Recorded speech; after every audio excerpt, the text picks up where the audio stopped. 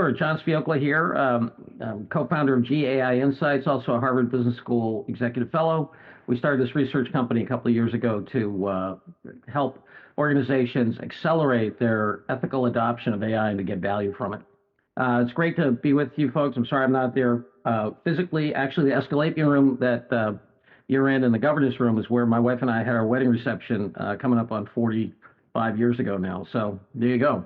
Love the Harvard Club. All right, let me go through 5 to 7 minutes of material here and to give you some things that we are seeing in the marketplace. Our organization does research, so we do content, which is research and news, including a daily news show. We do community, that is conferences and meetups of leaders, as well as we have learning labs.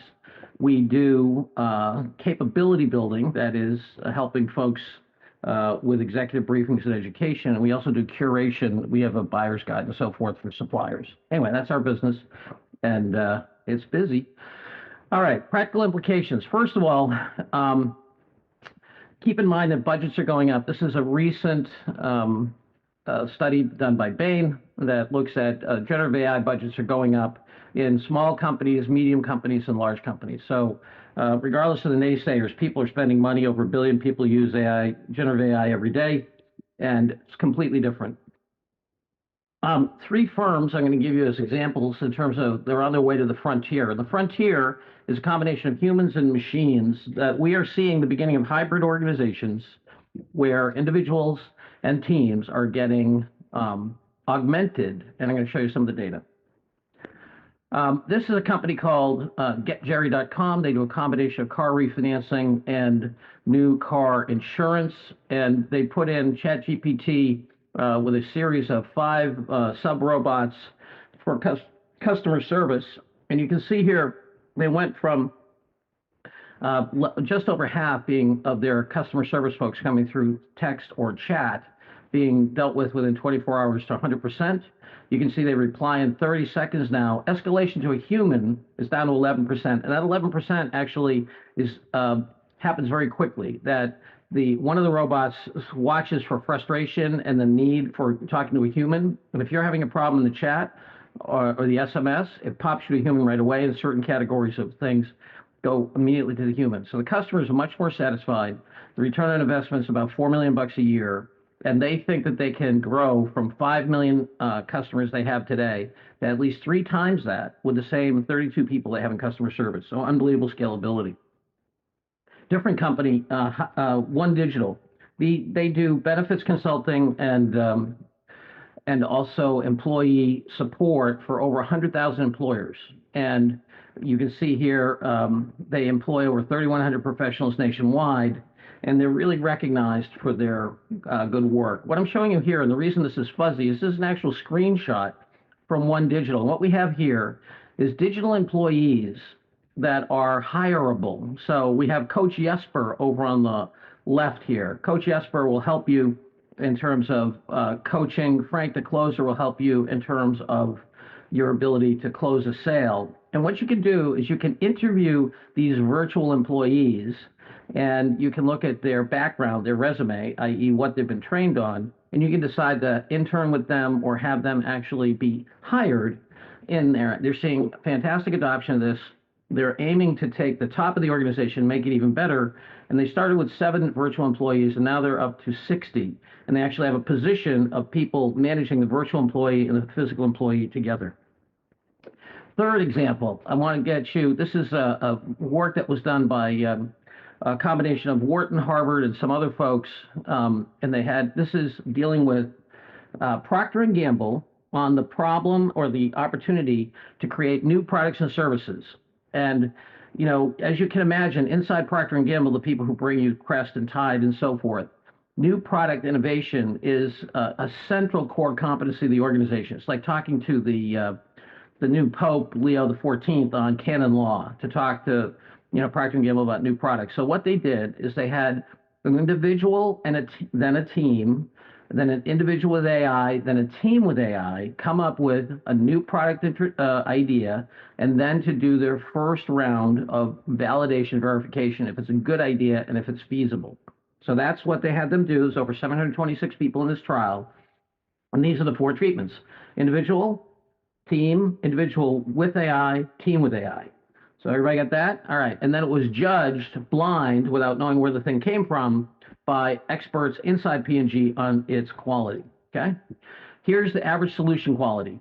You can see here, and for those of you who remember your statistics, these are box plots. So the top of the histogram, the top of the bar is the average, and then the little I-beam shaped thing is the first standard deviation around the average. Okay.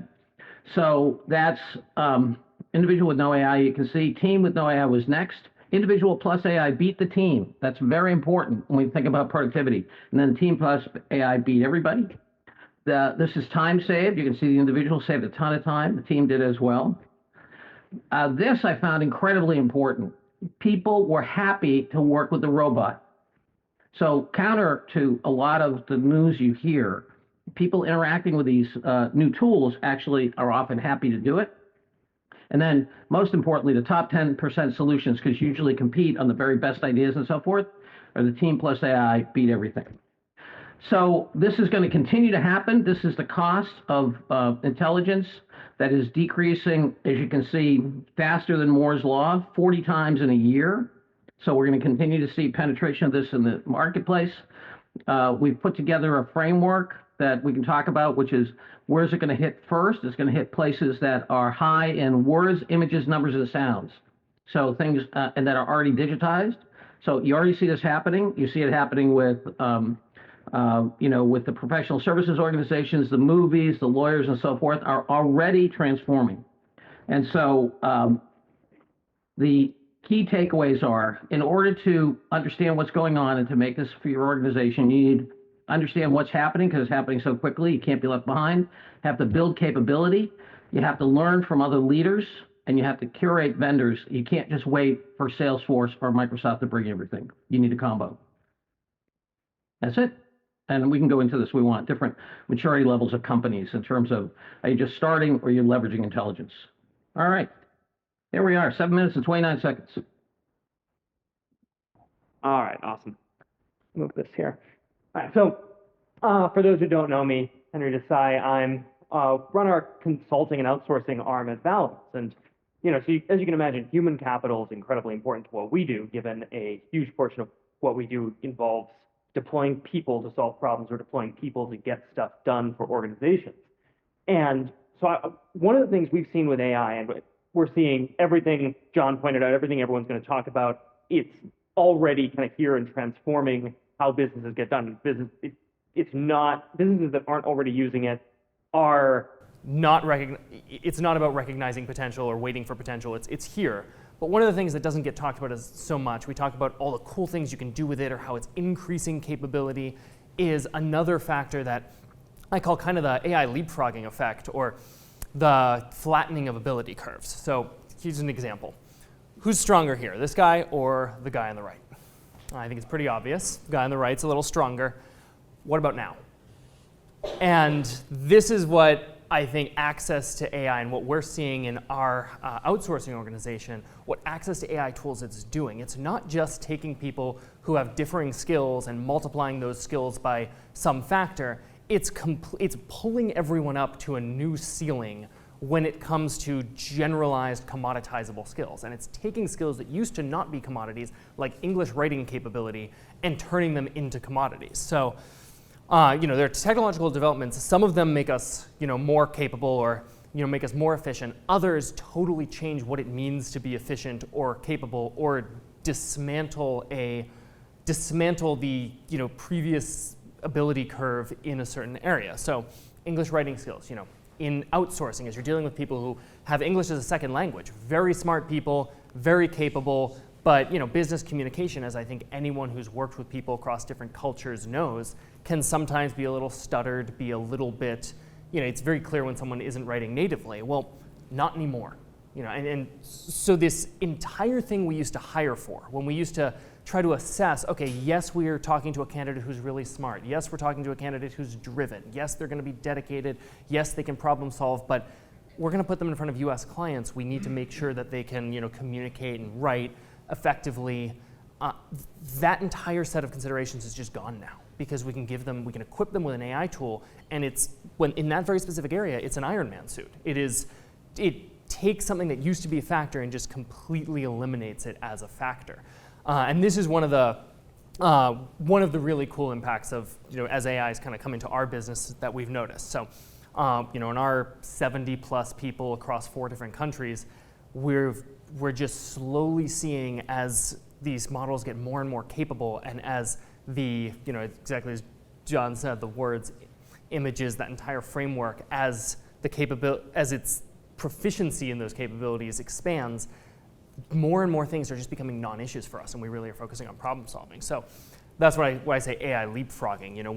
When ChatGPT first came out, I noticed this really interesting thing with team members, where we had people who I always knew were really high performers were suddenly being exceeded in terms of quality of work, in terms of turnaround of work, by people who were kind of mid-level performers. And it's because it was the mid-level performers who grappled onto the AI models first. They're the ones who saw something and said, okay, this is, they saw ChatGPT version 1, which was full of errors and wasn't very good.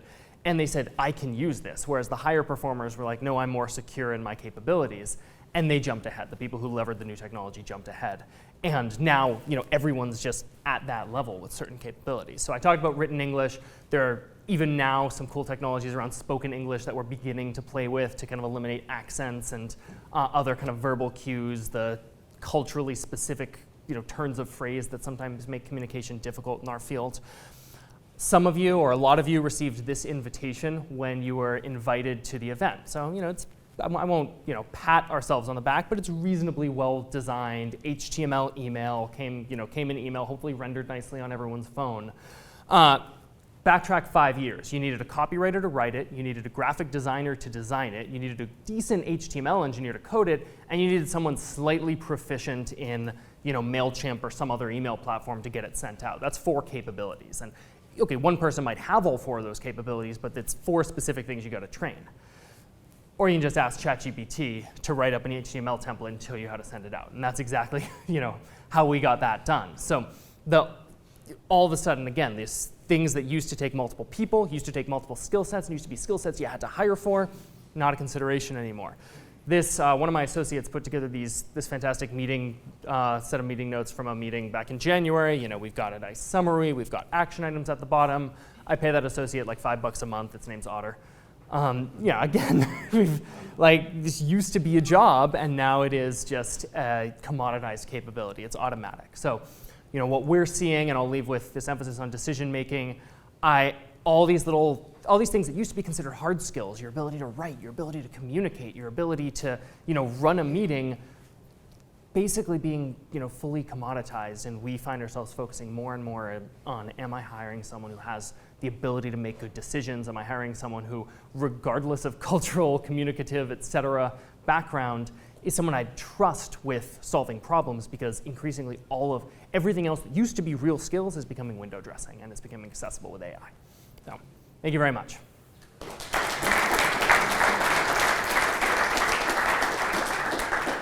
So, John is in the world of actually helping companies figure out how to use AI on a regular basis. Henry is in the world of literally applying AI to do a whole bunch of different things on a regular basis. Now, next we have Kaan.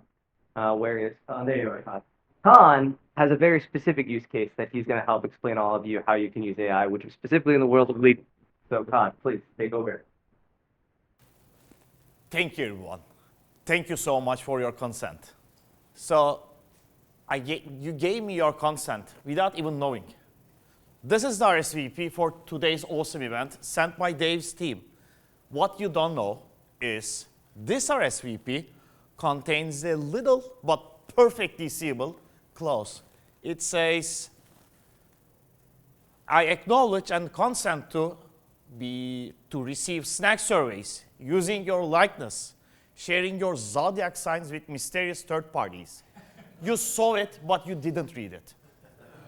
So it's 2025, and legal exposure is downloaded, kindly received.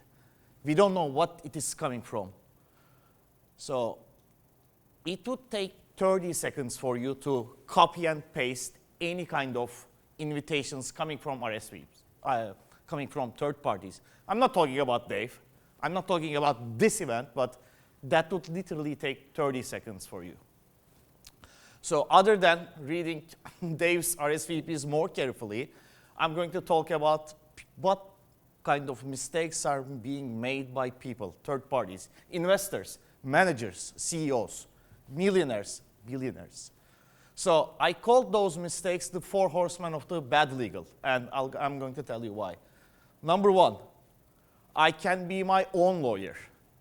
This is a room full of smart people. We all think that we can handle our legal stuff. Are we? Can we? So a super smart 2 people, actually. Do you know those people?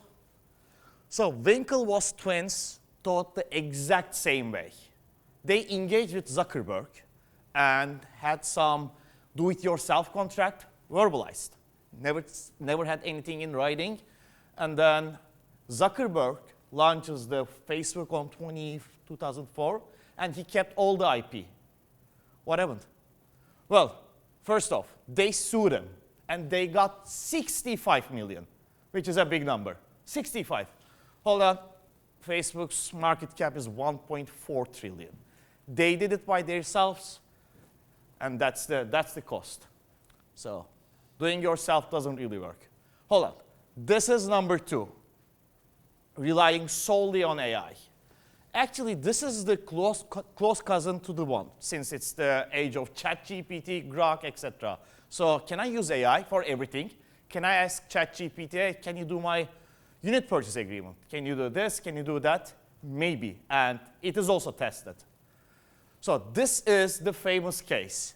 We all know, but we don't know the details. So those are the famous Manhattan-based lawyers. They used AI. So AI literally hallucinated 6 case studies. Hallucinated, out of the blue. And then without even double, triple, quadruple checking, they submitted to the judge. And judge spots it like this, gives them a penalty, which is 5K, which is nothing compared to the loss of reputation, loss of confidence, clients, revenue. And believe it or not, my team actually called this law firm. That's an expensive law firm. They charge you $400 per hour for their basic services. So I think it's not a good spent 400. All right, number 3. That is at least a strategy. First 2, they weren't. That's a strategy. Let me go to the most expensive law firm, pay crazy amount of monies, and maybe I will be covered. Maybe. Well, first off, you will be paying $1,400 an hour for the partner, just for the initial consultation. Then he loops you with, I don't know, 3 associates as note takers, some steaks at a fancy restaurant, and okay, initial consultation is 5K. Well, and is it really working too? I mean, the ethos they are providing, is it really good? Well, do you know the guy? This is Brian Johnson, the guy who is trying to live forever. He is biohacking. He uses AI on every aspect of his life. He wakes up, uses AI, takes 50 pills, machines, cryo chambers. The one aspect he is not using AI is his legal stuff. So because of his crazy practices, he needed an NDA. Then he went straight to the most expensive, an expensive law firm. They created an NDA. However, this NDA was challenged. This NDA covered everything. The stuff they cannot wear, the stuff they cannot say, they challenged the NDA. And what happened is now regulators are on top of this firm, this person. And the ironic part is he calculates everything with machines, computer, but not his legal contracts. Well, my team found the contract. We fed it to the AI, and it says most likely unenforceable. So that's the irony. That's actually the last horseman we need to kill. That's my personal favorite, being a lawyer. I don't need one. All right, that's good. So you don't need a lawyer. However, those are the famous last words as well. We heard that. I trust my business partner. Cool. I've been fine so far. All right, good. We are like family. That's a big one. We shook hands on it. And the last one is like, I'll worry about it later. I'll just give you a quick experience of mine. So when I first started my career, I had this like big partner at the law firm. He's like my mentor. He was like 70 back then. I learned everything from this guy. And one day he called me like, hey, Kaan, I'm going to tell you something. Sure. I've been dealing with legal disputes, crazy battles, wars for like more than 50 years. And you know, do you think they were between enemies? I go like, probably. I mean, legal disputes. No. Do you think they were between nonsense strangers? I go like, some of them, no. But without exception, all of them were between two parties. That's simple. Two parties who once trusted each other. Period. Period, end of the story. All right, so I drew a really apocalyptic scenario, I know, but now I need to cure your chaos. So I'll just give you 3 antidotes for your chaos. Number 1, this is a buyer's market. You know better than I do. So you pay, you are going to pay, and you are going to get services. So please get the lawyer. You cannot give your commercial contracts to your divorce lawyer, or you cannot go to a criminal battle with your IP lawyer. Impossible. Please choose the talent, not the person. Easy. Number 2, learn an AI. Learn a Grok. Learn ChatGPT. Learn the AI you prefer. It doesn't matter. Just make sure that they are also using AI. Ask questions, basic ones, not crazy ones. So they are doing everything efficiently. And then please use this prompt. It's so easy. Should I ask a lawyer to review my NDA? And if so, what kind of lawyer with what kind of capability? Simple. Don't pay for their Microsoft skills. Use this, be less vulnerable, and just be bionic. Thank you.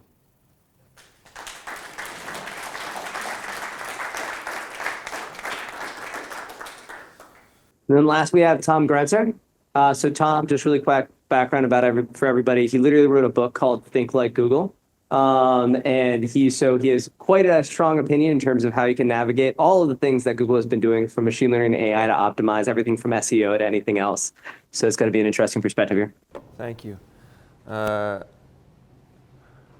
So I was both encouraged and worried by this kind of statistic that AI is going to destroy jobs and it's going to create jobs. And I was encouraged by this one too. AI may unlock a new era of billion-dollar individuals. And I believe that to be true based on, I'm a writer and an editor. I've written over 1,000 high-traffic articles. I based my process, I had a very detailed process to write high-ranking articles, which was based on empathy, number 1. But this is about 10% of the process. There's all kinds of different steps in the process to be able to write an article that empathizes with your reader. Some of the most important are learning to build that empathy. You do things like you read forum posts, you learn how they speak, what terminology they use every day, what turns of phrase do they use. All kinds of tiny little steps that contributed to a business that earned $500,000 a year in revenue. It was just me and a laptop. I would have about 20 freelance writers working for me at any given time. There were always different writers depending on the job we had to do. My first website I brought from 0 to 600,000 page views per month in 18 months. The second one, as part of a team of 3, brought the second website from 1 million to 3.5 million in traffic per month. It's very repeatable, did it with dozens of clients. Super excited about this business. It was the best thing that ever happened to me. I put the whole process in this book, Think Like Google, how to use SEO and empathy to rank, convert, and profit no matter how much Google changes the rules, how many updates they do. It's all based on empathy, all based on figuring out what does the reader really care about? How do they feel about this thing? What drove them to the keyboard to search this? How can you best connect with them? How can you show them that you empathize with them? How can you get them nodding? How can you give them little hits of dopamine as they're reading your article so they'll stay on your article longer? Google will observe that. Google will then say, well, we're going to float this article higher because when people go into it, it's like the Roach Motel. They don't come out. Whereas Google can see if you go into an article and come back 5 seconds later, it's like the biggest voting machine in history, biggest voting booth in history. It will count billions of searches per day, and it'll figure out which articles people like better. But unfortunately, AI ate my business like a sandwich. And that happened, my nephew showed up one day and he said, oh, here, I'll look it up. And I said, are you going to Google it? He said, no, I'm going to chat GPT it. I said, what is that? And he showed me, and I thought, uh-oh. And it felt like the floorboards had been removed or dissolved from underneath me. And that was the end of my business. And in about the next 8 months, I lost 90% of my clientele, 95% of my clientele. But what I finally realized is Google can be, not Google, ChatGPT or Grok or Perplexity are very good at writing vanilla articles right now. They can write beautifully, but they can't do this process. They can't figure out how to empathize with the reader. They can't learn why the reader is searching online. They don't know the process to analyze the top ranking 3 articles currently in the search results. They don't know how to research keywords. They don't know how to read posts on Reddit. Some people they call themselves the internet's front page. I call them the internet sewer, because you can really go there and find like the gritty underbelly of the web. It can't do all these little steps and the 100 other steps that go into writing a great article. So I was very interested in this idea that those who use AI will replace those who don't. And I would love to say that I took this thought and decided, hey, you know what, I'm going to go and I'm going to start an AI writing business. But that's not what happened. I got dragged into it kicking and screaming. I had a potential client during a pitch meeting say, hey, we don't want you to write these articles. We want you to use AI to write the articles. And I said, AI, that's not going to know how to write I've edited hundreds of writers. I used to start with people who said, I'm a great generalist writer, I can write about anything. And then I quickly found out I spend as much time editing their work as I would just writing it from scratch. When I used AI the first few times, it was like that. It was like, I learned quickly, hey, you got to hire SMEs. If you're writing about graphic design, you've got to hire a graphic designer who's also a writer. If you're writing about medical stuff, you've got to hire a doctor who's also a good writer. You can't get a generalist to write good stuff. AI was the same way. This client said, hey, we think you're using it wrong. They gave me a 1-hour demo, completely changed my mind forever. I realized that my process is just a process. It's almost algorithmic. You could train a monkey to do this. I mean, if you could teach someone, I'm going to show you how to learn how the target audience speaks. And I'm going to show you, it's a 15-step process, and I'm going to show you how to do that part. Well, then you can do that part of the process. And I realized that's exactly what I should do. So I created a custom GPT that would identify the target audience. That sounds easy. You're writing for graphic designers, the target audience is, are you writing for graphic design school? The target audience is graphic design students. Unfortunately, no, it's deeper than that. You have to find out what are the cultural references they talk about. When they talk about a certain subject, do they reference Beeple, the artist? I don't know if you've heard of him. I never had until I started writing graphic design articles with AI. But Beeple is an artist who is very popular right now in the design community.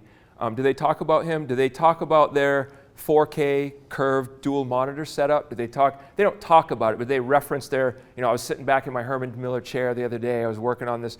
What are the little cultural touchstones that are going to give them a hit of dopamine? What are the turns of phrase, the colloquialisms that they use regularly?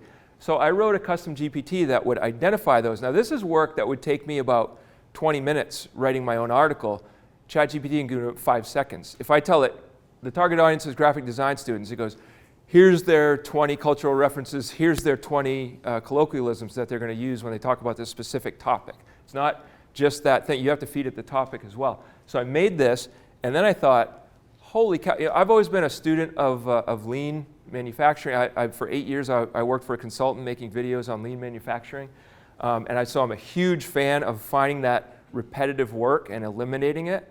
And I think it was Brian, I don't know where he's gone, but he mentioned earlier about it's not the hard work you do, it's the value you create. And so I'm a huge fan of that, always have been. My biggest investing mentor once said, work smarter, not harder, lad. That's Scrooge McDuck, if I'm dating myself. But so I decided to take every step in that 100-step process and turn each one into a GPT. And what comes out the other end is that I took 10 hours of work to write a great article and boiled it down to 1 hour of my time, where I have to go in and verify that it's not making up case studies, or it's not inventing things whole cloth, or it's not saying crazy stuff. I have to edit the work, take out certain turns of phrase that it loves, like, hey, it's not about this, it's about that. Yeah, you say that every paragraph. But took 10 hours down to 1 hour. Now, an assistant does a couple of hours of work, but they get paid a lot lower pay than I do. And so a partner and I, who I'm meeting with this afternoon, actually started this business based on that called wetware. I think Kaan's bionic term is way better. This wetware is the merger of human and machine. But we can create content that comes out with it before the human editor touches it. It comes out as human written every time. It comes out highly SEO optimized. It can do blog content, thought leadership content, sales content. It can create entire content strategy maps. And there's an old saying, my mom's from Brooklyn, so there's an old saying about the Brooklyn mom whose son became a doctor, got his sheepskin, said, I'm a doctor now, Mom. And she said, look, to you, you're a doctor. To me, you're a doctor. But to doctors, are you a doctor? So, but you can show this stuff to SMEs, and they can say, oh, I can tell that an institutional investor wrote this. Because it's that good right off the bat, because it has those 100 steps built into it. So there's all pie in the sky about AI. It's all like, oh, it's going to create jobs, it's going to create value, it's going to boost productivity, and we're all sitting back here going, how's that going to happen in my life? Well, how it happened for me was, did the head scratching, I identified a few repetitive parts of my work, some parts that I'm like, I'm so tired of doing this doggone task every single day. Realized I could write a GPT for just one of them. Just sit down and write a step-by-step list of instructions that are very clear. Like, I don't know if you guys remember the children's book series about Amelia Bedelia when you were kids, if you're old like I am, which a lot of us are. You had to describe to her, you couldn't say, Amelia Bedelia, draw the drapes. She would get a piece of paper and she would draw the drapes. So you have to tell it step by step exactly how to do everything. Then you have to look at the output and say, here's where it's failing, here's where it's messing up. Okay, I'm going to rewrite my instructions a little bit. Do that a few times. Once you get it to where it's 80% good, you can start assigning that out. And then you look at the next part of your process, the next repetitive task, and you write a GPT about that. And you keep going until you incrementally raise your productivity. Super easy to use ChatGPT. If you've not used it, if you've not built a custom GPT yet, down here it says Explore GPTs. Up here it says Create, and you click Create. You upload your list of custom instructions down here.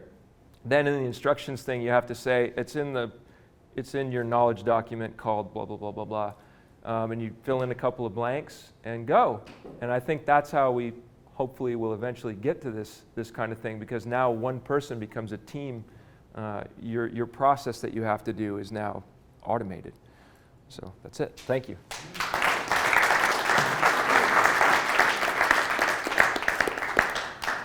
So I'm going to the first one of these I'd like to ask to each of you, and John, let's start with you first.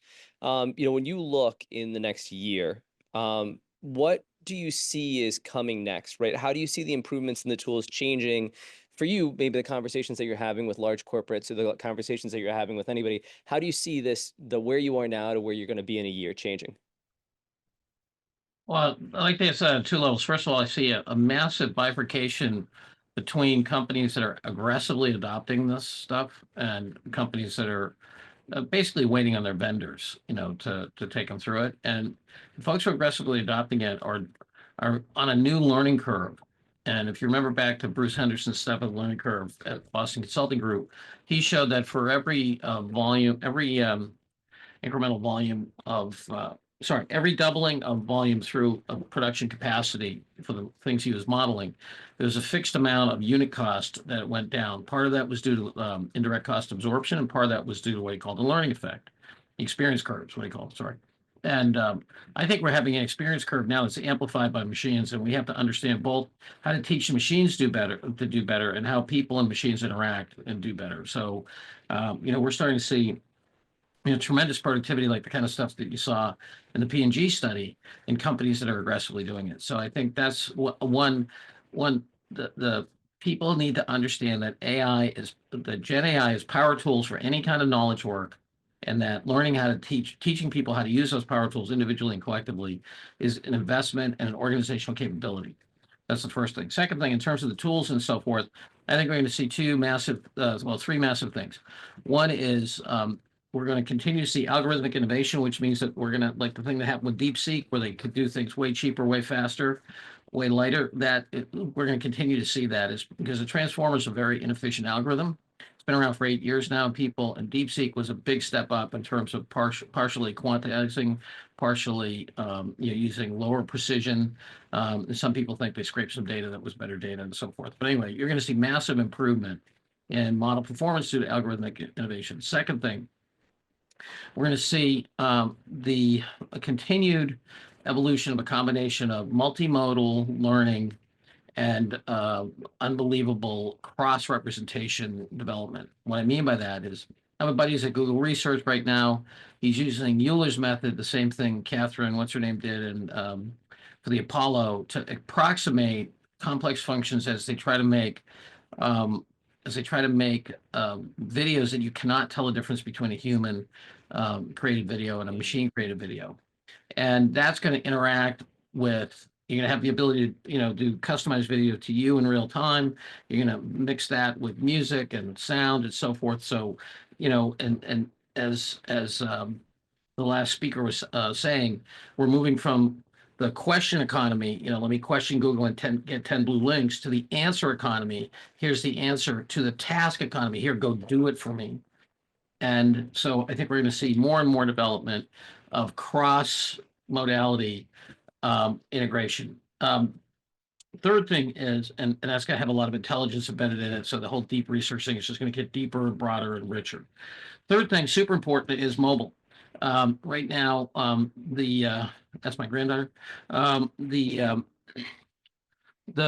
mid-sized models, that is 50 to 70 billion, let's say, or so parameters, fit well on phones, and then you have the smaller models. And whether it's IBM's Granite or the Nano, Microsoft, Google, Anthropic, Mistral, IBM all have really high performance mid-size and small models. And I believe the refresh rate on smartphones is like 5 to 7% a year. All the new smartphones are shipping with neural chips. We've got 6.5 billion smartphones out there, something like that, 6.3, and we've got another billion of dumb phones. So we're going to have 3, 5, 700 million of these phones out there with intelligence local. So those are three biggies over the next 12 months. I love it. Henry, anything? Yep. I think especially this concept of moving from questions, answers, and tasks, I think is one of the most interesting, because for some people who are not tapped in, it's pie in the sky, and then the more tapped in and the more you actually look at kind of what's there. John, I love the example of those AI agents, literally sales agents you can go and hire and then work together with. We're moving so quickly, and I don't think we're used to being, it's been about 10, 15 years since we've been in a space that's moving this quickly. That's so applicable to everyone else.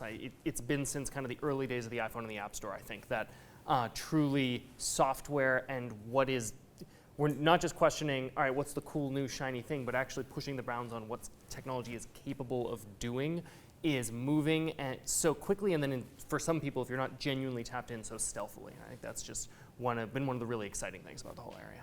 Makes sense. Go. I feel like the flirting era of us with AI is done. Now we get to know each other perfectly. So the services, I'm talking about the legal services, we are expecting from lawyers or AI are impeccable, perfect. So right now we don't have any rooms for extra invoices, extra charge. So now we do know what we are expecting, and then the cost efficiency will skyrocket. That's what I expect from the legal area of expertise. services? I don't think we're quite understanding how deep of a change this is, where everybody's talking about how it's going to increase worker efficiency, it's going to increase our own personal efficiency, it's going to increase business efficiency. I think that last slide I put up there about the billion-dollar person in a laptop is going to be something that's going to shock us later. It's going to be that it's not just that you're going to have startups with a few people suddenly having billion-dollar valuations. It's that you're going to have one person who figured out something with AI and built a bunch of agents. I'm not saying there's going to be me by any stretch. I'm just saying I think we're all going to look back. Everybody in this room is going to look back in 10, 15, 20 years and say, holy cow, that was a sea change on the order of when city-states started out doing kingdoms. Yeah, I completely agree with you, Tom. Look, a lot of people forget that the Industrial Revolution was a combination of knowledge transfer as well as capital substitution and automation. So when Henry Ford did his thing, he partnered up with Fred Taylor, who invented scientific management, which fundamentally changed knowledge from being in the guild and the workers into management and amplified that. And the other thing, Tom, is that it really annoys me. A bunch of my wealthy friends, who are investing, looking at this, they're like, oh, well, people get put out of work and they'll just redeploy. It's like, no, I don't think so. Because this is like the Industrial Revolution. When that happened, we had a lot of violence in the labor management, labor capital relations. World War II, I would say this is as big as the Industrial Revolution. It's bigger than the computer revolution. The reason we didn't have the thing in the computer revolution, I believe, is we had 15 or 17 million guys coming back from Europe, right, after the war. A lot of people were worried that they were going to do something politically, especially become communists. As Levitt, the guy who created Levittown, the cheap homes in across the country, but especially in New York, has this great quote where he says, "Look, you get a guy who's got 2 kids, a dog, 2 cars, and a wife. He's going to be too busy to be a communist, right?" And why could people buy stuff at Levittown? Because they had the GI Bill. And you only need one person to work. You had the GI Bill. You had cheap higher education and all kinds of labor liquidity. That's why we didn't have a problem when the computer thing came in, because people could reallocate. Right now, we have labor that's wages have been flat for 40 years. Both people have to work. Healthcare is ridiculously expensive. Nobody can move. And, you think when we come out, this is going to go through the professional class the way that robots went through the working class. And yeah, if we don't if we don't fundamentally teach the populace how to use AI, how to improve AI, and a small group how to build AI, this is the new Second Amendment, the right to bear AI. If we don't make that public good investment, I think we're going to have real problems. John, I completely agree. I was very glib in my presentation with that slide of AI eating my business like a sandwich, but there was a lot of real pain there for 8 months, and it wasn't something that just the light bulb went on right away. It was 8 months of terror, and it wasn't just terror for me. It's all my connections on LinkedIn. I'm seeing people posting, people in the content marketing, writing job title like I was, posting online like this is the end of my life. Literally, people are terrified, absolutely terrified. But we are the crest of the content market. People in the writing field are on the crest of the tsunami. They're feeling it first, but I think John's absolutely right. It's going to spread. It's going to rocket through everything and cause a lot of change. Yeah, it's what John calls wind's work, but I actually think that's an interesting thing to hit on, Tom, in terms of that is, one of the things is when you look at what happened to you in the last year, right, in terms of how basically just the use of generative AI meant that your whole entire industry was basically imploded because you used to know how to work on SEO, and now SEO kind of was disintermediated, if you will. Well, if you think of what's happened now in terms of, how I'll call it, massive social media solutions, basically can cause us to flood the channel with information and stuff, which effectively we're training AI on. Have you seen anything happen in terms of the conversations that you have with AI for your content generation where you're seeing, oh wait, clearly this is just totally changed in terms of the conversation I was having maybe a month ago from now in terms of what the AI is actually telling you is the answer, which could be influenced by, that idea of a flood of new information of somebody trying to control the narrative, if that makes sense. You mean is the AI now telling me different answers about how to do SEO than it was in the past? Sure. It's not yet. It's still, AI is very much trained on the stuff it's trained on. And so everything online is still singing the old song about here's how you do. Now, I think if I started telling it and started having a conversation with it about, hey, look, I know you have all this information about how to do SEO, but I think that's changing. What do I do differently now? Some of the stuff I'm starting to hear people saying is that, well, you can't do SEO anymore. You got to do GEO. And what's GEO? It's generative engine optimization. You have to optimize for that. But it turns out that the way to optimize for that is just to optimize for SEO, because GEO uses SEO. It looks at what's ranking high in Google and it spits that answer out. So far, no, it's not coming out with something different. But if you say, hey, I used to have 30 clients, regular clients on SEO, and they're not there anymore because now they're saying that most of their clientele probably goes to ChatGPT. It doesn't go to Google anymore. What do you think I should still be putting money into this? Do you think I should still be trying to write SEO content? It will say, oh, you make a good point. No, probably not. Mm-hmm. So it doesn't tell you that unless you put it that way. And then you have to wonder how much of that is it's trying to make you feel good because it likes to validate you because that's the dopamine. It's trying to get you to stay. And I wonder, listening to Evion's talk, I was wondering, I saw a great graphic one time about it showed someone on a subway looking at a smartphone, and there was like this melding of the person's face with the smartphone. It was like sucking their brain out of their and that keeps popping up in my head, that your smartphone is sucking up the most valuable commodity you own. It's your attention. It's sucking that up. And how much more is AI going to suck your attention up when it's completely geared to be like, I will hit you with as much, I know how to hit you with dopamine, and I'm going to keep hammering you. You'll never leave me. It's like the neediest spouse in the world. Right. Well, especially to John's point, if inference is all ending up on the phone anyways, it's going to be even more proactive in getting at you. Yeah. So it'll be just a question of how do I figure out how to manipulate that. I guess if you're saying like, what is it going to tell? It's probably going to start telling me how to use that to my advantage. Sure. Yeah, could I just veer a little away from, some of the contextual stuff and just talk about near-term things.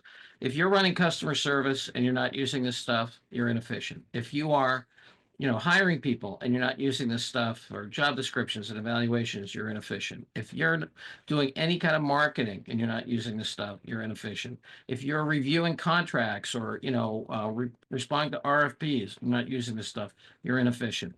It's just, there's no question that this is like power tools for knowledge work. Imagine walking into your house and, you go in, you hired an electrician to put a plug in the wall, right? And he's sitting there with a hand drill, like going like this. You'd be like, hey, I'm paying you $200 an hour. What the hell are you doing? And every time you walk through an organization that's got customer service people, marketing people, tech support, and what they're with hand drills. The other thing I want to keep in mind is that this bad boy, this phone, you have to remember the entire world is a barcode now. You can point it at anything and say, what is this thing and how do I use it and where can I buy one and who can install it for me? We already have that. 9 out of 10 times, just try it out. Point it at anything and it'll tell you how to use the friggin' thing. And so this is going to be the sense making and order buying and service across any language. So, let's say you're doing lawn care, I would want all my workers to have this thing so they can point at the problem, the issue, the repeat, the Portuguese guy can talk to the Vietnamese guy, whatever it is, right? So it's here now. And thanks, Sean. Let me tell everybody, by the way, having the actual person who runs a conference be on your panel is incredibly stressful when he looks at you and you've got like 5 other questions and he goes, you've got 3 minutes. I'm gonna ask this question, Kaan, to you, and then everybody else who wants to answer it also, because your obviously domain is so deep and specific. One of the things that people have talked more and more about recently is the idea of deep research, right? And being able to leverage the GPTs for doing that deep research framework. Have you used it all? Do you find it's good? Do you find it's bad? What do you find are the issues? I am constantly using it and my team is using it. The content, the essence of content is great compared to regular ones. However, the accuracy, meaning like if it is pulling the data from Delaware incorporations law, or if it is pulling the data from some kind of article which refers to Delaware, it's almost there. So it's still the same. So it gets deeper, as the name is deep research. I think there are some room for improvements. They are pretty good at extracting some kind of hidden data. However, I'm seeing there are a lot of room for improvements and effectivity. So, yeah. Yeah, I think ChatGPT particularly, because they are the brand name that's been associated with the AI revolution so, profoundly, had so much bad press early on about AI hallucination, and there's still hallucination. And one of my favorite forms is actually capability hallucination. ChatGPT swears up and down all the time now that it can do things that it can't, and it's actually amusing sometimes. But because of that, OpenAI is definitely focused, especially on the ChatGPT, so not just the model, but the actual web application that connects their 4.0 model and their other models, has focused very, very particularly on avoiding hallucination where possible and making it possible for us to find hallucination with facts. So one of the things I love about deep research, it gives you a PDF with footnote. Every fact is footnoted, and you can click the footnote, and it brings you to the link. And as Kaan said, it's pretty much there. It's almost always accurate, but it feels more like I had an associate put together a research dossier for me that I can then, Tom, to your point, spend the 1 hour fact checking, not the 10 hours putting it together. And versus the original version felt a lot more like I was just getting some answer out of nowhere, and I had absolutely no idea how to figure out if it was accurate or not, except to do the research myself to verify it. So I think from that perspective, OpenAI's done a really good job, putting the features in place, and it's so much easier now to verify AI outputs. Yeah, I completely agree. I just wrote an article that was published on our website about John had introduced me to deep research, and I went and tried it, and I said, write me some research for this article I wrote, and I gave it the article. I said, let's do some deep research on this, and in 13 minutes, it came back with a cheerily produced 3,000-word research paper, complete with sources and footnotes, and it had the sources were great. They were from PitchBook and Deloitte and McKinsey. And I was so thrilled by it. And I got to this one quote, and it said, according to CIO Nicole Musico, the move was driven by the ability to deliver steady distributions, real downside protections, and better relative value than equity. The company reallocated billions and sent a clear signal that institutional portfolios are rethinking how they can drive innovation and income at the same time. I was like, this is great. This is such great stuff. And then I went and Googled searched her quote, and it didn't pop up anywhere. And I went back and I tried to find it in the document that was footnoted, and it wasn't anywhere in the document. And I went back to the research brief that it had created, and I was like, it's not in there. And I went back to ChatGPT and I said, hey, this quote, I looked in your source and I don't find it. And it's like, yeah, no, because I made that up. And I said, okay, well, you're not supposed to make that up. And it said, I'm really sorry for the confusion. I thought you just wanted quotes from the CIO. I didn't realize they had to be real quotes. And I was like, of course not. Can you find me a real quote from her? Unfortunately, no, I can't find anything from her on that. So you have to be rigorous, and but like Henry says, yes, now you can spend an hour fact-checking instead of 10 hours creating that research.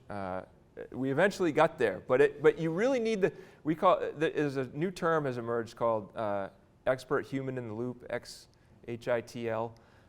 That is for you have to have this bionic idea that Kaan is talking about. You have to have the human there working with the power tool. You can't take a set of power tools and say, go build a house. You're going to kill someone. You have to have the person who knows how to use the power tools there working with them. Mm-hmm. No, so as the lawyer would say, trust and verify. Yeah. Can I just say one last thing? Anybody who thinks this isn't coming, just look at the war in Gaza and the war in Ukraine. This is completely changing warfare, both hard power and soft power. So that's going to continue to go. Private equity owns a ton of the economy. They've made most of their returns from decreasing interest rates. They're going to have to actually operate. They're going to use this stuff to automate the living daylights of whatever they have and to try to get incremental growth. And we're already spending more on this than we spent on the Manhattan project. So, I mean, on a relative basis. So, like it or not, this stuff's coming. Yeah, no, exactly. And I continue, but truly the person who runs this will probably kill me. So just want to thank all four of you so much. I know that was a pleasant way to end it on that comment, but yeah, John, thank you so much. Kaan, thank you so much. Henry and Tom, thank you all so much for this.